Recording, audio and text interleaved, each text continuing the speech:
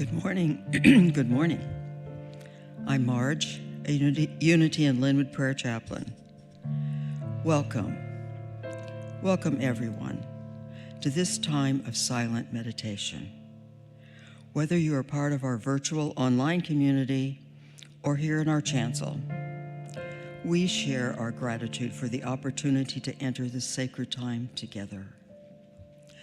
So I invite you to take a deep breath and let it out with a sigh. Let your outer eyes close. Get comfortable in your chair or wherever you are sitting. Feel the soothing presence that is here in this sacred space. Take several long, deep breaths, just letting go of the outside world and becoming aware of your inner world, that deep well where spirit resides. Become aware of the shared energy of all of us in this room and in our virtual spaces. We are sustained and upheld by this energy. It is a current of divine love and divine power. Take this thought into the silence with you.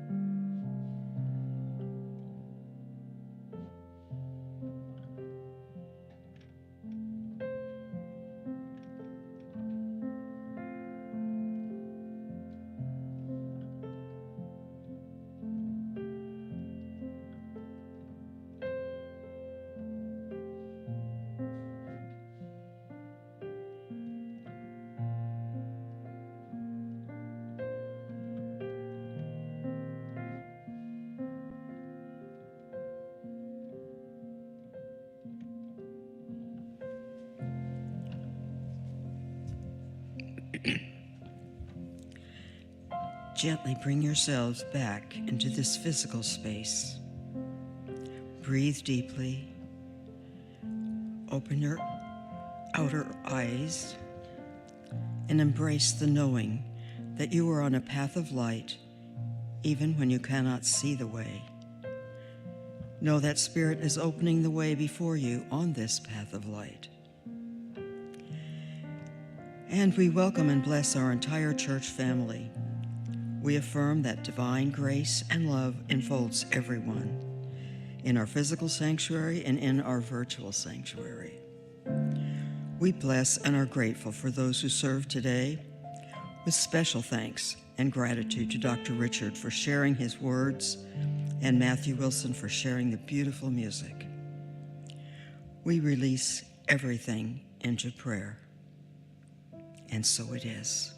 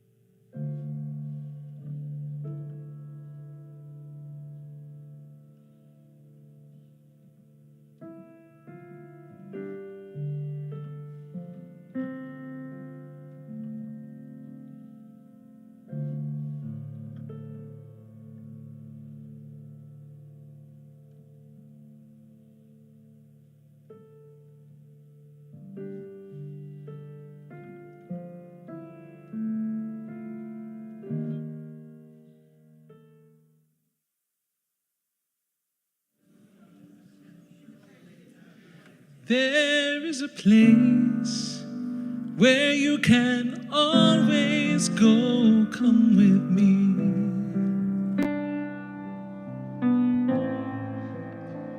Where it's all right to let your feelings show. Come with me.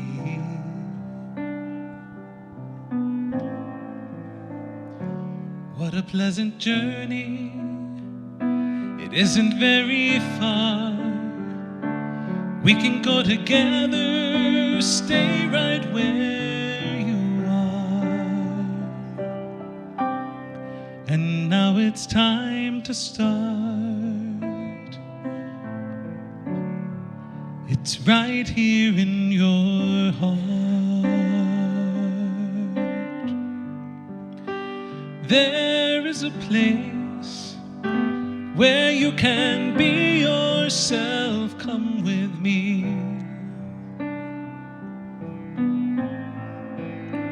And it's a place where you can free yourself. Come with me.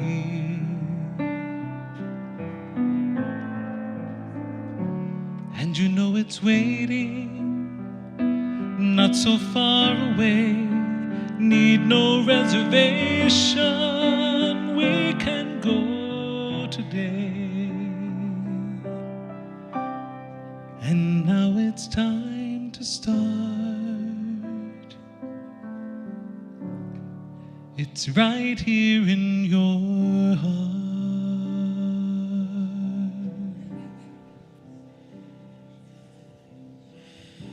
Today on this Palm Sunday, we recognize the beginning of a Holy Week. This is a time for reflection, a time for renewal, a time for reconnection and recommitment. Let's take a breath together. And as we do so, I invite you to close your outer eyes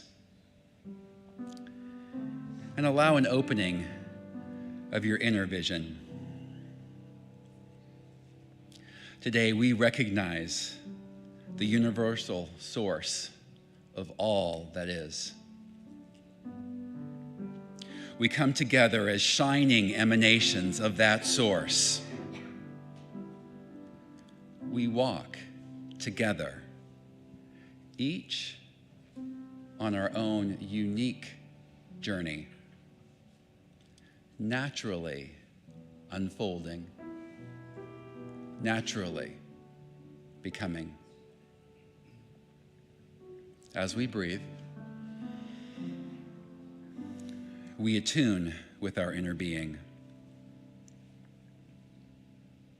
We live, we serve, and we love as presence, as divine expression. Even when our way may seem unclear,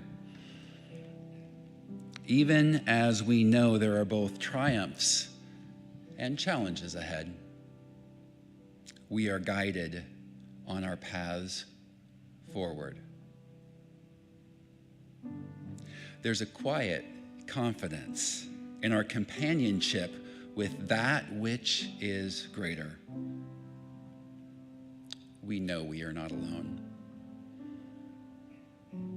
Love lights our way. Infinite wisdom is our guide. We are grateful. We are grateful.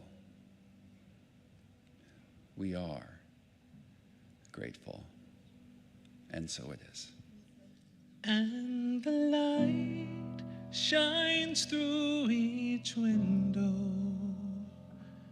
and the door is open wide, and each question has an answer. If you'll only look inside, there is a place where every sorrow ends. Come with me. Where every hope and every truth begins. Come with me.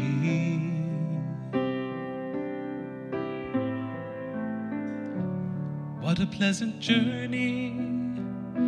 It isn't very far.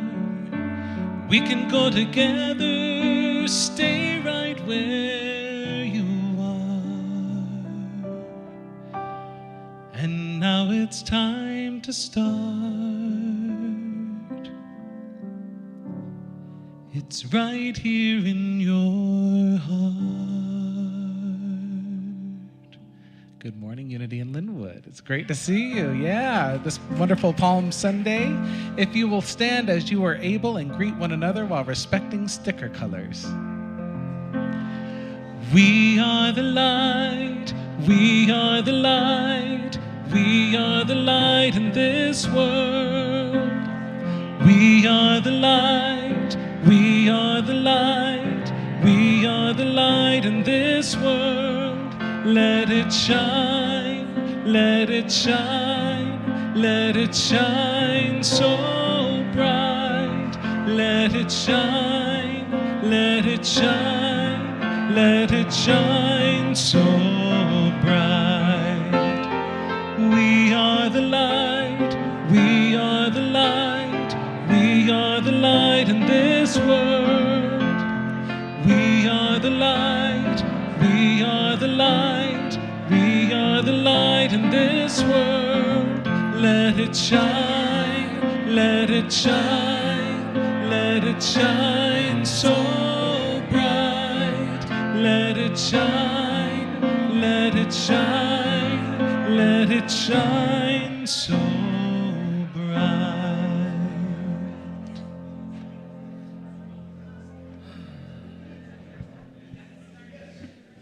We have such encouraging people here. They say such nice things. Oh, next thing. Good morning and welcome to Unity in Lynnwood. How great is it to be here with each other? And thank you for your encouraging words. This time of meeting and greeting and encouraging each other, beautiful. You know, it was 20 years ago that my family walked through those double doors. Yeah. We arrived on an opening Sunday into this gorgeous building, and it was our very first outing with our newborn, Nathaniel, who, by the way, just celebrated his 20th birthday, just last week. So my wife, Susan, and I ventured out of the house that Sunday with our daughter, Miriam, and our new baby boy in hopes of finding a spiritual home. We came to the right place. Susan and I were just talking yesterday about the far-reaching and deeply profound and positive impact that decision has had in our lives. To get ourselves together that day with a newborn and show up here and keep coming back over the next 20 years.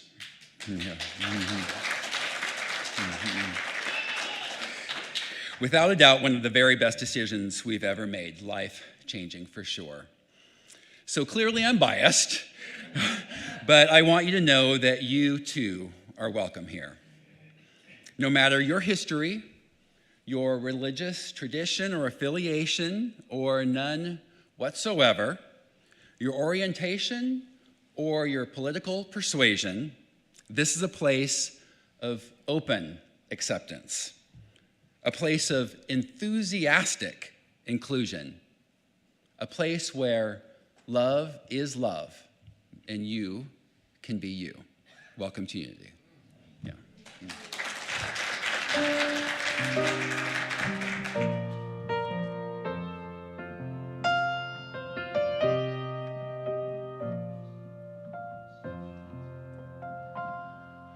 O God, from whom the breath of life comes, who fills all heaven and earth, may your light shine within us. May we know you're not separate from us. May we feel you in our hearts. Let your will come true. Let us love like you. Thanks for your forgiveness. May we forgive ourselves and others too.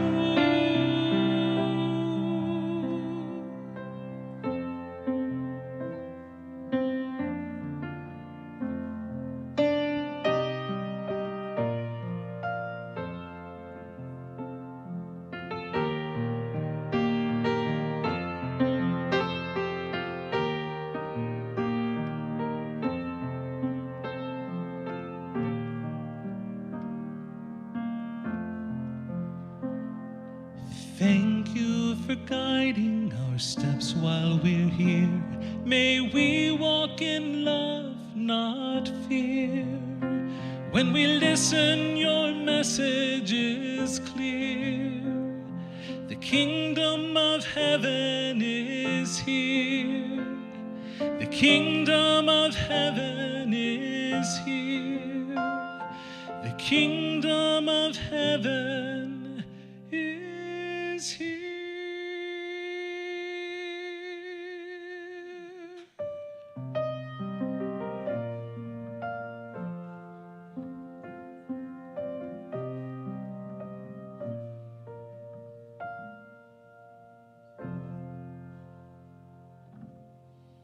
Thank you so much. Thank you. Thank you.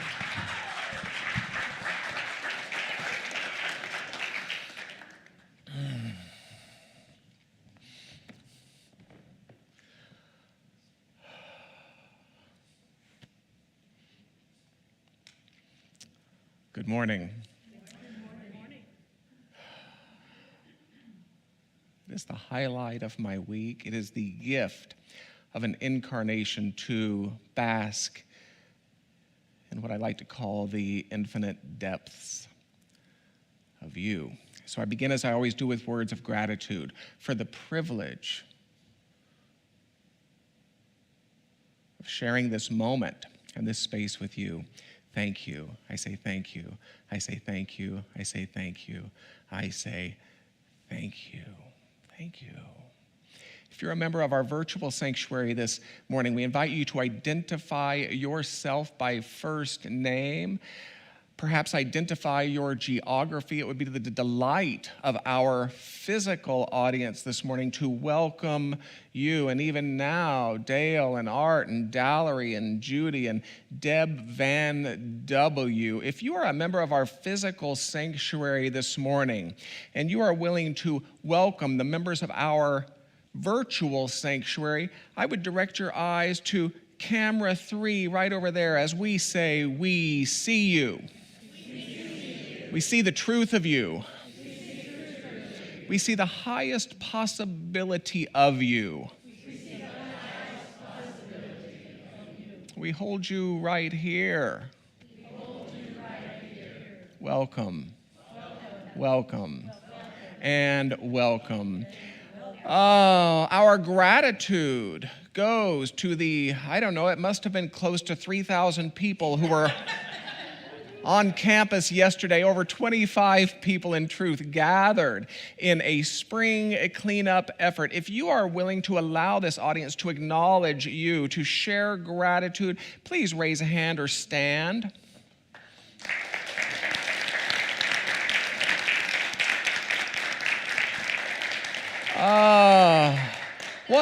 What? You thought it was Sunday, yes? April Fools, Danielle, April Fools. Next week, we will acknowledge the 20th anniversary of our presence in this amazing facility.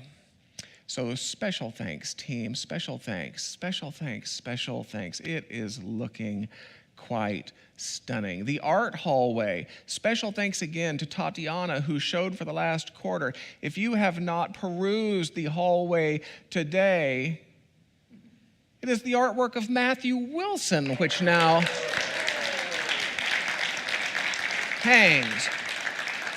And if you are among the immensely talented souls of Unity in Lynnwood and you have an interest in displaying in the art hallway, instructions are posted in the hallway. Simply write art at unityinlynnwood.org. It would be our honor to have you do the same. Practical spirituality, welcoming community. That mission statement is so short in words, so deep in meaning, and so it is that every week, have you grown tired of it yet? I hope not.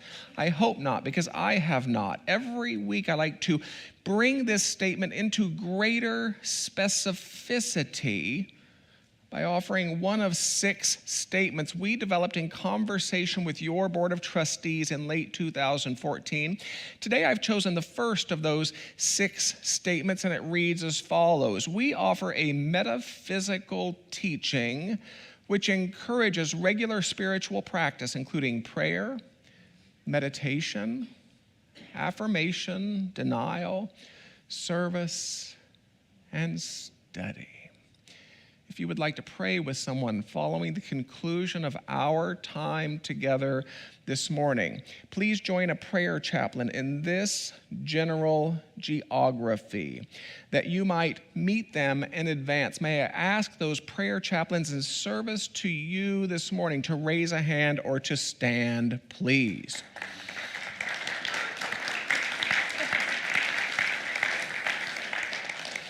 Thank you. Thank you, prayer chaplains. Thank you, all prayer chaplains. Thank you, all prayer team members. What an immensely powerful thing it is to pause and to remember that in any moment, you are being held in prayer. Isn't that lovely? Isn't that lovely? If you're a member of our virtual audience this morning and you desire to pray with someone following the conclusion of our time together, start the process by writing prayer at unityinlynnwood.org. Include a working telephone number and expect a call within a couple hours. Words of invocation, take them in the manner best suited to you. They read as follows. Though imaged and named variously, there is a singular and eternal ground of being from which all life emanates and into which all life retreats. We choose to call this ground of being God. By extension, we come to understand that we are spiritual in nature, human in expression, and limitless in potential. We gather today to remember such truths, to celebrate our unity, and to honor all life. And so it is. So I said at the beginning of our past series, I said it's important that we grasp that the narratives in that library, which you call your Judeo-Christian Bible, contain layers of meaning, ranging from the literal factual to the mystical metaphorical.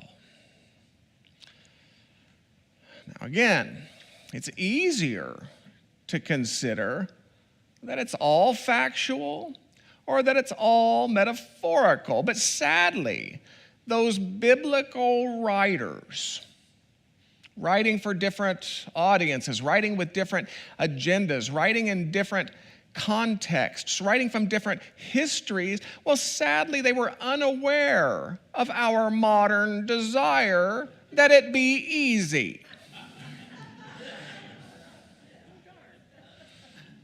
Darn, she says.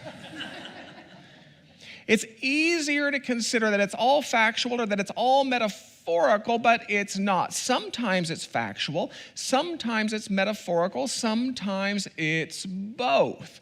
So while it might not be easy, we have to stop metaphorizing the Bible's facts and factualizing the Bible's metaphors. For to do anything less is to perpetuate a Christianity of nonsense and cruelty. And in honor of the many guests which we tend to have at this time of year, Unity tends to favor the mystical, metaphorical layer of meaning, approaching the Judeo-Christian Bible metaphorically metaphysically. Now, this means that unity tends to interpret biblical places, events, things, and characters as aspects of self.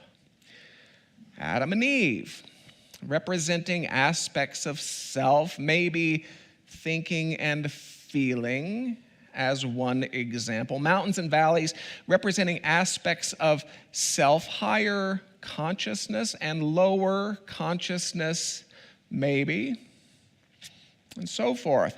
In these layers of meaning, I like to say that the Bible can be their story, the Bible can be our story, and the Bible can be my story, all at the same time. Personally, I tend to favor the Bible as our story and my story. It's not the greatest resource for literal history, you understand. Oh, there he went, right there. And so it is that I offer Christianity's Palm Sunday as an introduction to a wisdom teaching common to every unfolding soul. And yes, that absolutely includes you. For on that metaphysical layer of meaning, this is a wisdom teaching about the journey from an old way to a new way, from an old idea to a new idea, from an old awareness to a new awareness, from an old perspective to a new perspective, from an era that's dying to an era that's emerging. We might say from an old life to a new life. And while we're all familiar with the crucifixion resurrection narrative, we're usually less familiar with the journey between the two. So if you find yourself wondering, I wonder what Monday might tell me about the journey from an old way to a new way, check out social media tomorrow for a short video about Monday. Each of these videos is about 30 minutes long. I wonder what Tuesday might tell me about the journey from an old perspective to a new perspective. Well, check out social media on Tuesday. If you find yourself thinking, I wonder what Wednesday might tell me about the journey from an old life to a new life, well, check out social media. Join us every day this week to explore something of the universal wisdom set forth in each day of this Holy Week for a few minutes of reflection on some great questions. Now, I'm giving you a few days' notice here. Consider reserving Saturday as a day of silence. And if you can't negotiate an entire day of silence, consider reserving at least a couple periods of silence throughout the day. For in the story of Christianity's Holy Week, Saturday is the most poignant of all days in a sense. It represents that uncomfortable space, that cosmic breath, that void, if you will, that valley, perhaps, between the old life that is no longer and the new life that is not yet.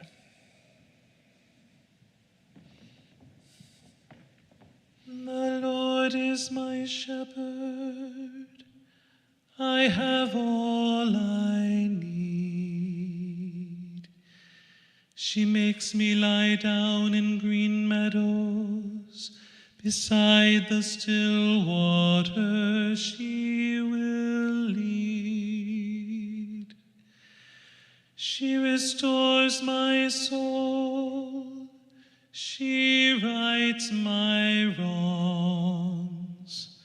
She leads me in a path of good things and fills my heart with songs. Even though I walk through a dark and dreary land, there is nothing that can shake me. She has said she won't forsake me. I'm in her hand. She sets a table before me in the presence of my foes. She anoints my head with oil, and my cup overflows. Surely, surely goodness and kindness will follow me all the days of my life, and I will live in her house forever, forever and ever. Glory be to our Mother and Daughter, and to the Holy of Holies, as it was in the beginning, is now, and ever shall be, world without end. Together. Amen. Again. Amen. One more time. Amen.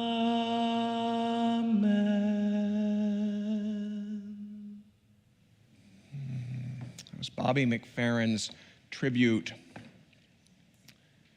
to his mother. Some history.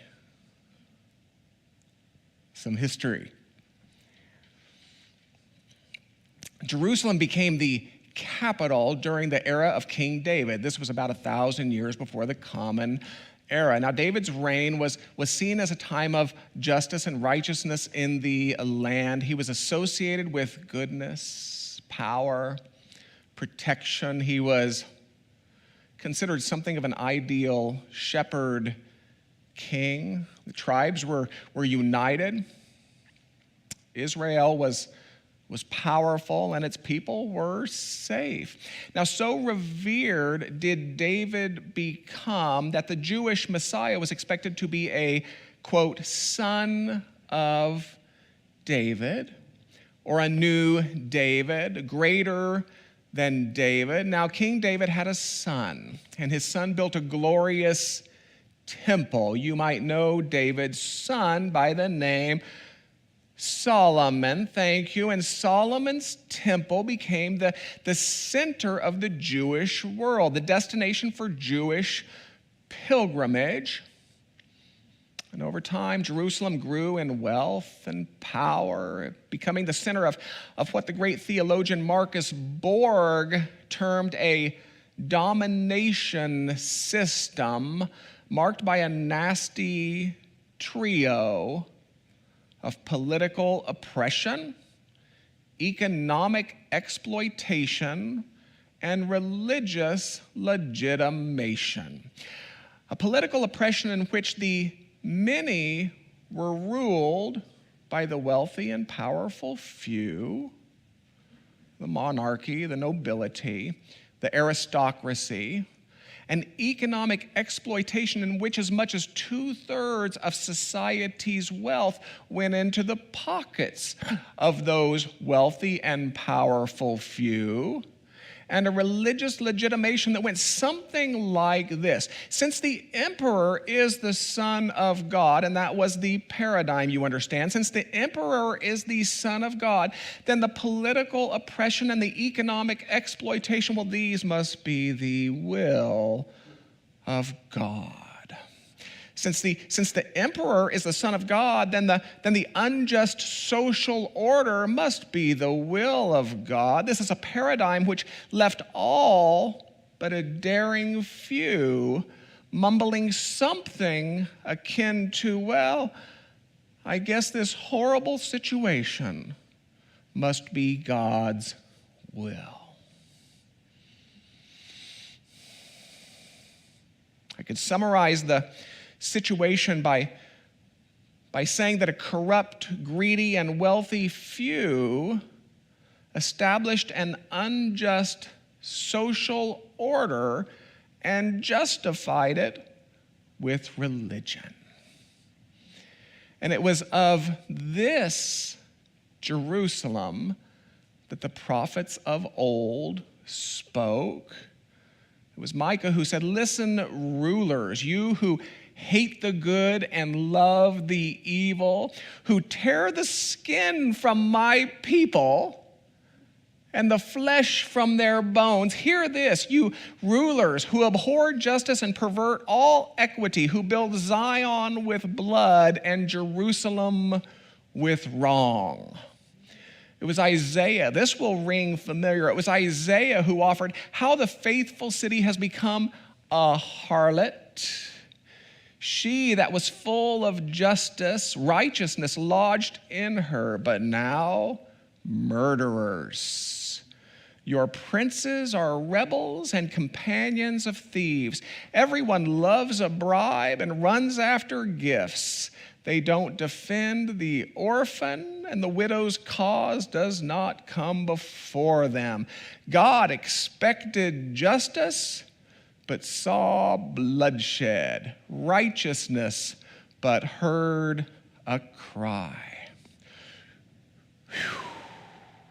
It was Jeremiah. This will also ring familiar. Run back and forth through the streets of Jerusalem. Search and see if you can find one person who acts justly and seeks truth. Has this house, which has been called by God's name, has it become a den of thieves? Now, this domination system, it persisted through the temple's destruction by the Babylonian Empire. This was around 500 years before Jesus. And while the impoverished Jews would return and would rebuild a modest version, Jerusalem would, of course, fall again to Rome. Now, Rome's tactic was to appoint locals to rule. So Rome appointed Herod. And this Herod became known as, well, Herod the Great or Herod the Monstrous, depending, of course, upon the source. This Herod rebuilt I think we have to call it a palace for himself.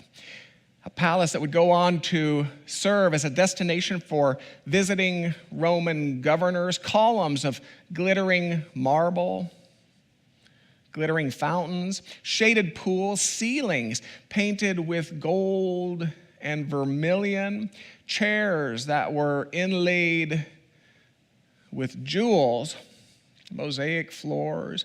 His dining room, as I like to remind every year, his dining room seated 300 guests. That's larger than your dining room. His dining room seated 300 guests. And the wealthy and powerful few continued to acquire, systematically reducing the many from owners to day laborers to beggars.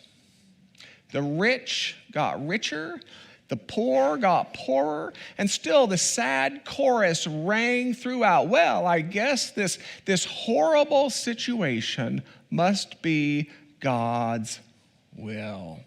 Well, Herod, of course, died. Revolts erupted. Rome hammered, really, leaving Herod's temple in shambles and some 2,000 crucified. That is your history. It's the context for our story. It was not pretty. It was a difficult time. And I suspect I represent many among you when I speak of that one procession that arrived into that Jerusalem on that spring day in the year 30 or so. Because if you're like me, it evokes deep memories of waving palm branches around in church year after year, clad in your plaid shorts and your button-downs, patent leather shoes in every direction, hair slicked back with something that the old men called Vitalis.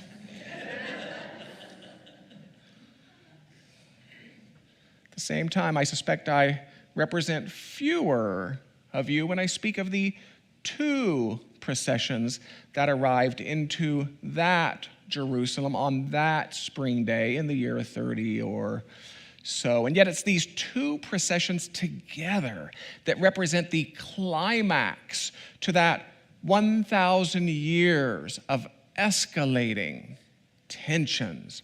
It was from an opulent city on the sea about 60 miles to the west that Pontius Pilate rode at the head of a column boasting horses and foot soldiers, leather armor, helmets, weapons, banners, golden eagles mounted on poles, shimmers of metal and gold, the sound of marching feet, clinking bridles, beating drums. You get the picture. And it was from Galilee, this was about 100 miles to the north, that Jesus rode on a borrowed donkey, to the cheers of peasant followers who laid cloaks and fronds cut from the fields onto his path, offering Hosanna, Hosanna, Hosanna. Now, one was an imperial procession. The other, of course, was a peasant procession. Pilate's procession represented a theology he might have called the kingdom of Tiberius. You will recall that an emperor was perceived not only as the ruler of Rome, but also as the Son of God. Jesus' procession represented a theology he often called the kingdom of God, a theology which would have been perceived as a direct counter to the kingdom of Tiberius. Pilate's procession represented a social order rooted in imperial power, violence, and glory. Jesus' procession represented a social order rooted in universal equality, peace, and love. So you see, the procession of Jesus and his followers represented both a rival theology and a rival social order, landing him, of course, in immediate conflict with the authorities. Now, to be clear, the suggestion of this Palm Sunday collision is not Christianity arriving to challenge Judaism. Jesus was an observant Jew operating within a Jewish paradigm, referencing a Jewish Bible, teaching a Jewish following, attending a Jewish festival. The suggestion of this Palm Sunday isn't Christianity arriving to challenge Judaism. The suggestion of this Palm Sunday is equality and peace and love, arriving to challenge power and violence and glory. Christianity's Palm Sunday sets the stage, if you will, for a story of the journey from an old way to a new way, from that old idea to a new idea, from an old awareness to a new awareness, from an old perspective to a new perspective, from an old life to a new life. And it's a story that starts with tension. It's a story that starts with tension. So if you are at a point in life at which you're experiencing some tension, I say give thanks.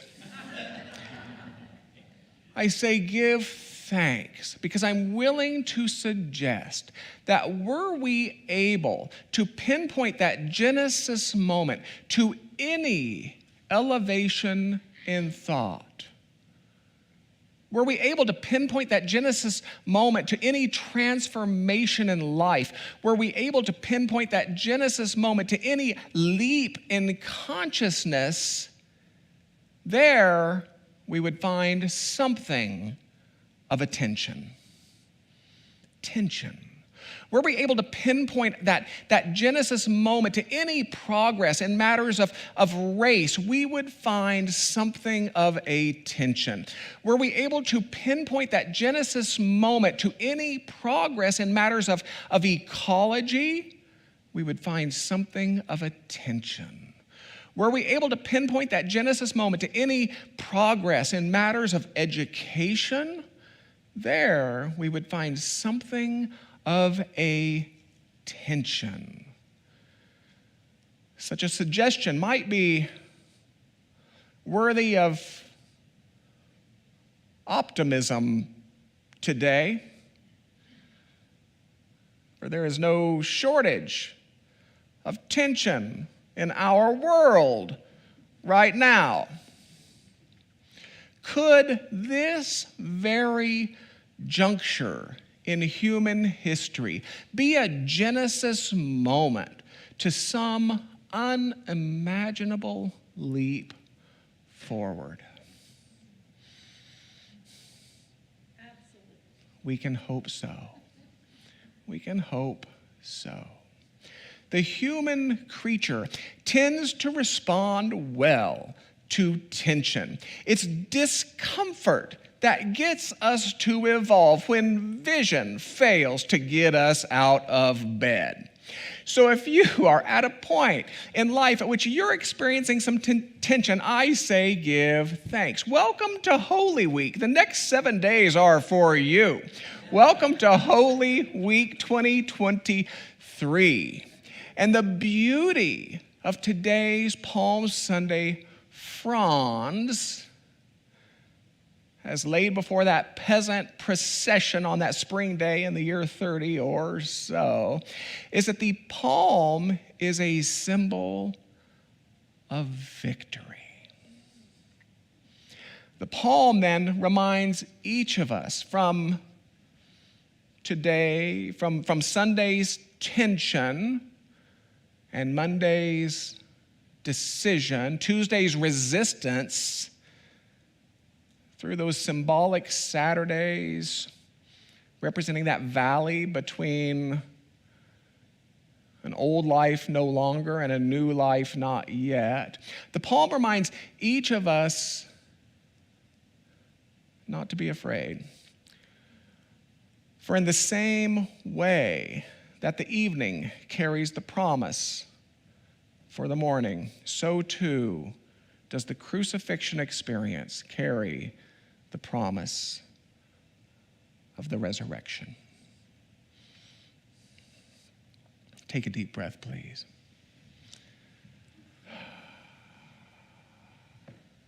If you're comfortable doing so, close those outer eyes. And let's breathe again. Breath, that affirmation of life, being life.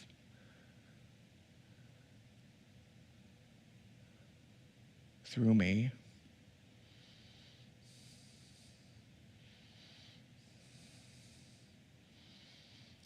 And let us be with an idea today, at this beginning of Christianity's holiest week, let us be with an idea.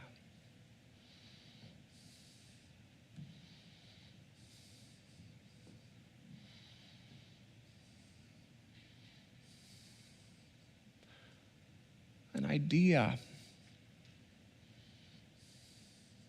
that would ask, where in me is an old way colliding with a new way?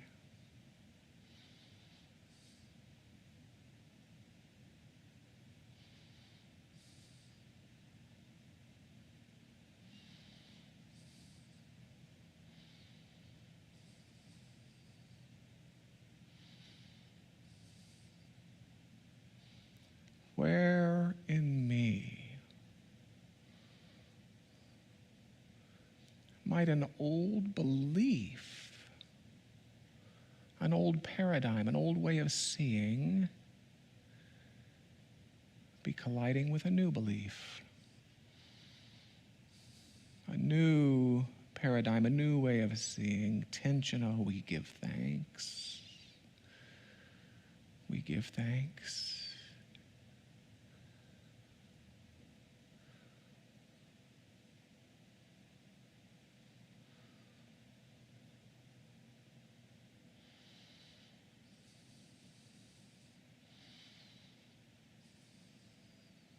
Is there a place in me at which an old life and a new life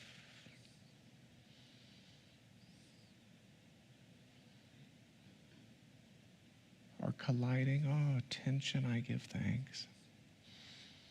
I give thanks.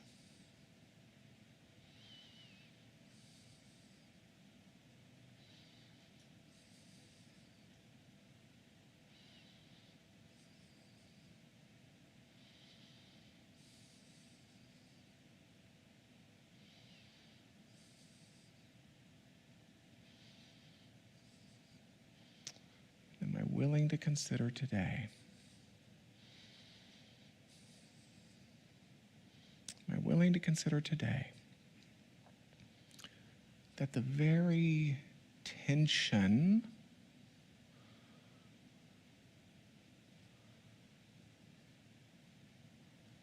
would serve as a genesis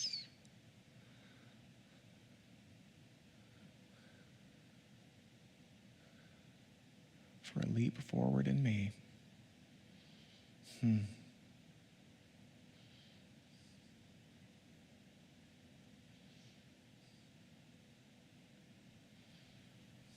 Tension.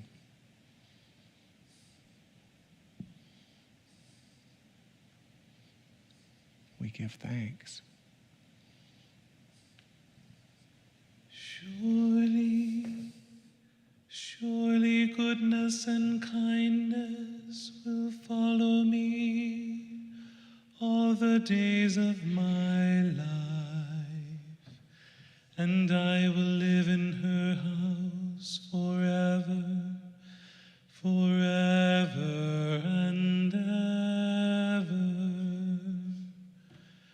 Glory be to our Mother and Daughter, and to the Holy of Holies, as it was in the beginning, is now, and ever shall be, world without end. Amen.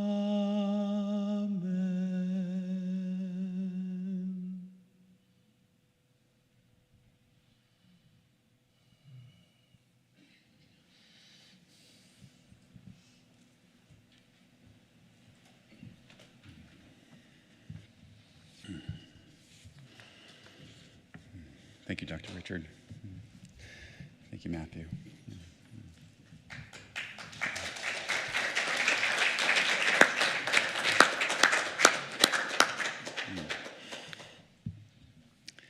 As a regular spiritual practice, we participate in the flow of giving and receiving. As we receive, we also have a chance to give. And while each of our financial gifts certainly matter to Unity in Lynnwood, we suggest that most importantly, our giving matters to us. Each act of giving makes a profound difference here at UIL and in our own lives. Giving options appear on the screen, and for those choosing to give a physical gifts, the ushers will gratefully pass baskets. If you're curious about the spiritual practice of giving, or would like information about UIL's programs of regular giving, planned giving, or legacy giving, please grab a Giver's Circle brochure or write Dr. Richard directly. And for those already participating in our Giver's Circle program, we extend a special thank you. Please join me in our affirmation as it appears on the screen. I give freely and fearlessly, fulfilling the law of giving and receiving. Blessed always, blessed always, for the arms of God surround us. Let our joy be so triumphant that we rest in God and say amen. Blessed always, blessed always, for the arms of God surround us. Let our joy be so triumphant that we rest in God and say amen.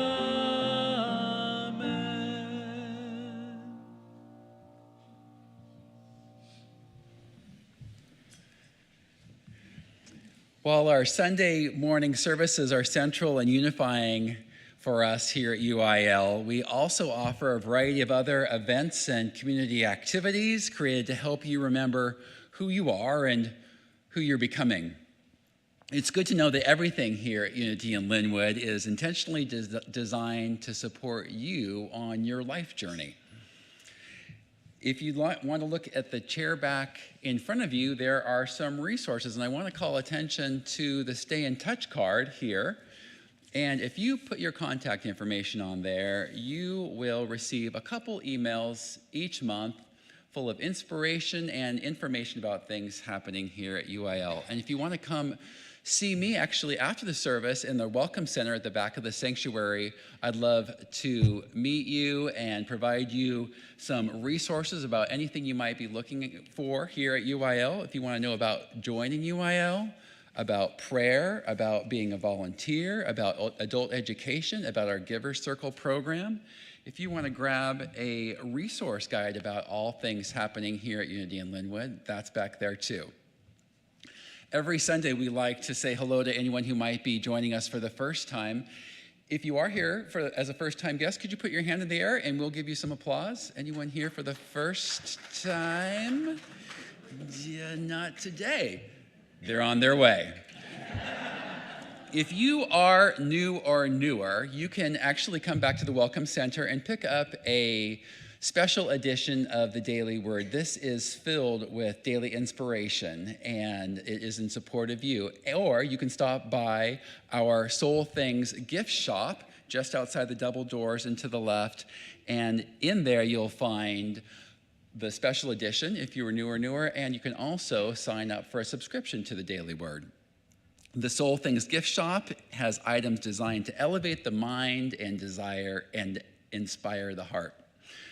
Also, you can join us in Friendship Hall after service. Come for some continued conversation and getting together there to deepen our relationships. And you should see the decorations on the tables in there. That's just worth walking through, I'm going to say. And the smell of good things cooking. So come grab a cup of coffee and extend the conversation there. We have a few invitations I'd like to highlight of some upcoming events for you. Then you see what sparks your interest, hear what calls out to you from these offerings. Which of the offerings best support you on your next spiritual steps? And of course, whatever you choose, please register for all events by visiting the calendar page at unityinlynnwood.org. What you do is you have the website called up, unityinlynnwood.org. You find the calendar, you go to the calendar page, you find the link for the event that you're interested in, you click on that, and it opens up a sign-up form on that. You sign up, and then you get a confirmation in your email box. It's that easy. Our Wednesday practice, typically here in our sanctuary, is canceled on April 5th due to a noisy inspection scheduled for the building that day, but we will resume the following Wednesday, and this provides a time of quiet spiritual practice of your choice. Shuttle service will relaunch next Sunday. Yingshan Harlow, yes, that's where some applause, yes. Yingshan Harlow will be our first shuttle ambassador, eager to welcome you aboard as Glenn Moritz drives. Just terrific, yes. Just look for the signs in the Fred Meyer parking lot for where to catch the shuttle. Enjoy great company, a morning snack, and door-to-door service. And thank you for giving the gift of a parking space when you use the shuttle. It truly is a space shuttle transporting you to the best parking space here right in front of the door. Small group ministry, you'll see lots of offerings there for you on the screen, and I want to call special attention to one. Do you need to let off some steam? Want to get in touch with your inner Paul Bunyan? Well, this is for you. UIL Social Group presents axe throwing, and dinner at Emery's, Saturday, April 22nd, 4 to 8 p.m. That's got to be a good time. The axe throwing cost is $20 per person and payable at the venue. And you'll see that next Sunday we are all invited to enjoy Big Hat Brunch. I can see it already. Seating will be available on a first-come basis, and yes, you are encouraged to wear your big hat during the service as well, and the big hat is optional. And finally, save the date for Wholeness class, Tuesdays in May at 7 p.m. Simply stated and scientifically reinforced, we assert the capacity of our inner worlds to impact the quality of our physical expression.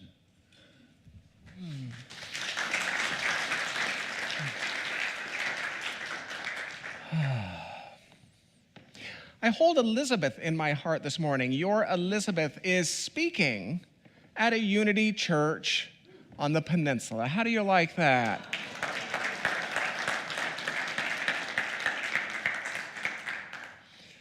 It's like Unity in Lynnwood has satellite churches, really.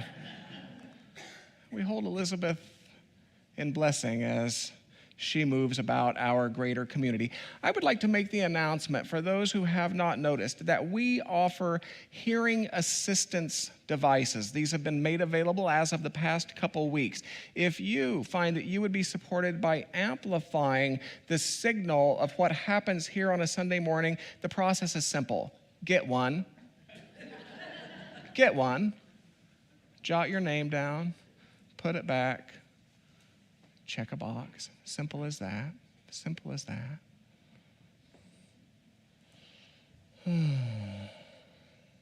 Should you choose to accept it, the challenge before you is to allow your eye, upon exit, allow your eye to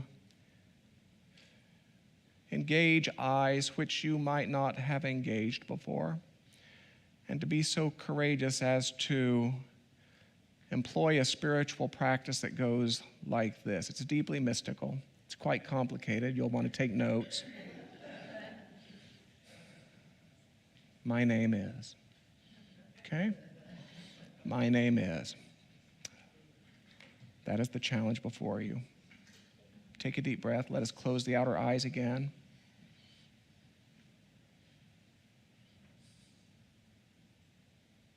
Holy Week introduces us to a journey. It's a universal, recurring journey. It is not a journey that promises the absence of crucifixions and the incarnative experience of a human being, but it is a journey that promises the presence of resurrections. Always resurrections. So if at the beginning of this journey, this Holy Week experience, we are so willing, let us do so with faith. Let us do so with open hearts, even with a spirit of expectancy, anticipation, optimism.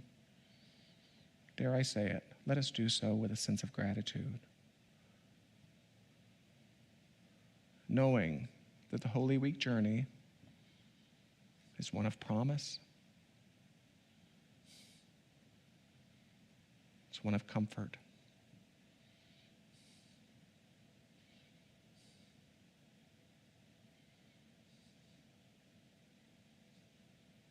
Let me close this time of remembering, as we always do, with sung words of blessing, with sung words of farewell.